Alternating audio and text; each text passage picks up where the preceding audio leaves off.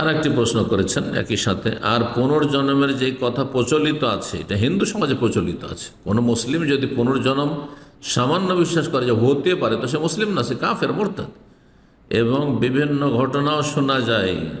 ঘটনা তো মাজার পূজারীদেরও শোনা যায়। হ্যাঁ, হ্যাঁ, ঘটনা তো হ্যাঁ অনেক কিছুই শোনা যায়।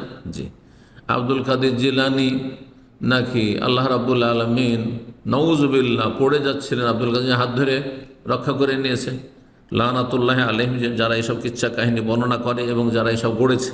তো এইরকম ঘটনা আপনি শুনেছেন, উদ্ভট কথাবার্তা।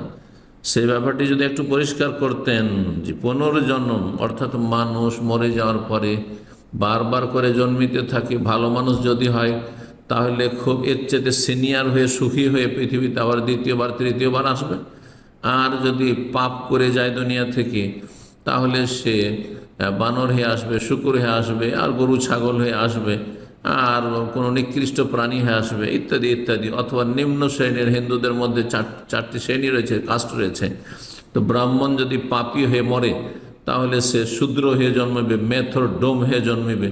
আর ডোম মেথর যদি ভালো মানুষ হয়ে দুনিয়ায় থাকে এক সময়, তাহলে আবার মরে যাওয়ার পরে সে ব্রাহ্মণ হয়ে যেতে পারবে।